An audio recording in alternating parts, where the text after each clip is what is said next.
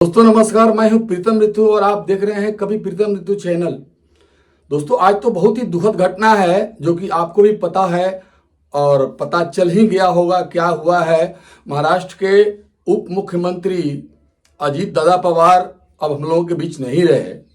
एक charter plane से वो मुंबई से बारामती जा रहे थे, तो बारामती एयरपोर्ट पर लैंडिंग करते समय वो चार्टर प्लेन जो है क्रैश कर गया, जिसमें 8 आदमी सवार से क्रू मेंबर भी 2 थे और इसके अलावा अजीत दादा के साथ जो है कि नहीं उनके 2 सुरक्षा कर्मी भी थे उसमें। तो इन सभी लोगों की मृत्यु हो गई है। ये बहुत ही दुखद समाचार है और इस समाचार ने पूरा मुंबई को झकझोर दिया है। अगर ध्यान से देखा जाए तो बारामती से ही राजनीति को शुरू करने वाला यह परिवार जो है पवार परिवार, चाहे वो शरद पवार हो, चाहे उनके भतीजे अजीत पवार हो, चाहे कोई भी उनके घर के सदस्य हैं, वो यहीं से शुरू करने वाले राजनीति हुई थी उनकी। और उनका रीच जो था, हालांकि अजीत दादा का रीच जो था केवल बारामती में ही नहीं, पुणे से लेकर के मुंबई से लेकर के महाराष्ट्र के अधिकतर भागों में वो बिल्कुल माने उनका रीच बहुत ही स्ट्रांग था। इसके अलावा दोस्तों आपको मैं बता दूं एक बात कि अजीत दादा अब लगभग एनसीपी के सुप्रीमो बनने वाले ही थे, क्योंकि सभी लोगों का मत हो गया था कि दोनों जो पार्टी शरद पवार वाली पार्टी जो है और अजीत पवार वाली पार्टी है, उसको दोनों को मौज कर लेना है और उसका बॉस जो है कि नहीं अजीत दादा ही बनेंगे, जो महाराष्ट्र को देखेंगे और सेंट्रल को देखने के लिए सुप्रिया सुले को जो है शरद पवार जी की बेटी को अधिकृत करने की बातचीत चल रही थी। ऐसा ही होने वाला था, लगभग तय हो गया था कि अब घोषणा केवल करना था कि बस बिल्कुल अब कोई दिक्कत नहीं है, अब हम लोग एक साथ हैं और एक साथ काम करेंगे।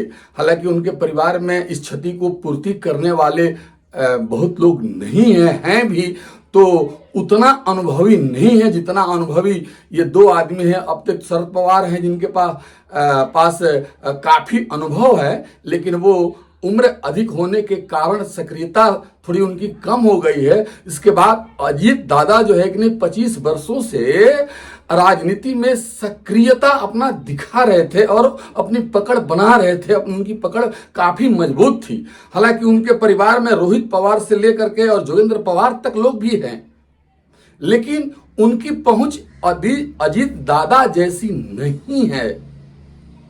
हालांकि सुप्रिया सुले जो है कि नहीं पवार शरद पवार जी की बेटी हैं, राजनीति में हैं, वो केंद्र की राजनीति करती हैं, अच्छी भावना भी रखती हैं, सब कुछ ठीक तो हो सकता था। लेकिन अब भगवान को जो मंजूर था, जो चीज होना था, उसको कौन टाल सकता है।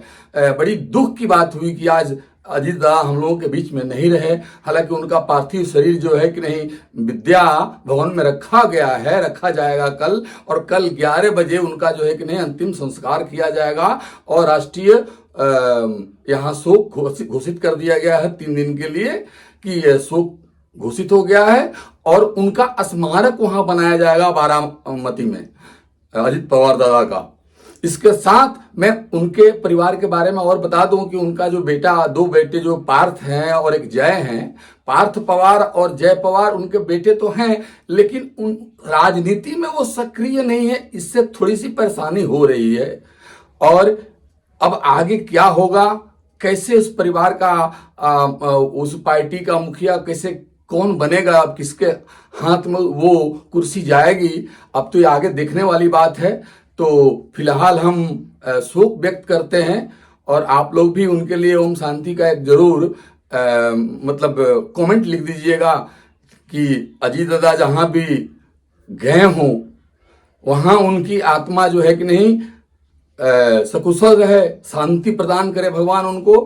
और उस क्षति को तो खैर पूरा नहीं किया जा सकता है महाराष्ट्र में। हालांकि अजीत दादा से एक आध बार हम लोग मतलब नजदीकी होने के मतलब कारण थोड़ा सा साथ में आने का मौका भी मिला। मेरे पास मेरे एल्बम में फोटो भी है, खैर वो ठीक है, लेकिन अजीत दादा जैसा आदमी अभी बिल्कुल नहीं मिलने वाला है।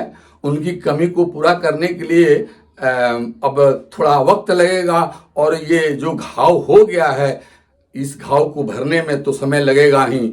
परिवार का जो है कि नहीं, पूरा पवार परिवार का रो रो कर बुरा हाल है। इस स्थिति में किसी को कुछ कहना सही नहीं है, और सब लोग प्रार्थना ही करते हैं। हालांकि पूरा मंत्रिमंडल जो है कि नहीं, मुख्यमंत्री से लेकर के उप मुख्यमंत्री शिंदे जी भी और पूरा मंत्रिमंडल वहां बारामती पहुंच गया है अजीत दादा को देखने के लिए। लेकिन अब कोई जाकर भी क्या करेगा जब प्राण ही निकल गया है। जब आदमी जीवित नहीं है तो कोई प्राण तो डाल नहीं सकता, ऐसा तो कोई व्यवस्था है नहीं। फिर भी लोग शोक व्यक्त कर सकते हैं, हम और आप शोक व्यक्त कर सकते हैं कि भाई देश में एक बढ़िया नेता खो दिया है, एक बढ़िया कार्यकर्ता खो दिया है, और एक महाराष्ट्र का एक बढ़िया आदमी जो सक्षम था महाराष्ट्र के विकास में, और अपनी दक्षता के कारण उस मकाम तक पहुंचा हुआ था वह व्यक्ति। हालांकि 2 बार वो डिप्टी सीएम रह चुके हैं, और इसके अलावा भी अगर उनके बारे में व्यक्तिगत उनका भाव जाना जाए तो वो कभी ही किसी के साथ अपशब्द और दुर्व्यवहार वाले व्यक्ति बिल्कुल ही नहीं थे। ये मैं अपने तरफ से नहीं बोल रहा हूं, यहां से बहुत दिनों से हम लोग मतलब मुंबई का जो है कि नहीं बारे में जानते हैं, मुंबई में रहते हैं तो जानते हैं सब कुछ। तो उनका कोई शिकायत नहीं था, किसी प्रकार का कोई दिक्कत नहीं उनके साथ था, और ना ही वो किसी को दुख देने वाला काम करते थे।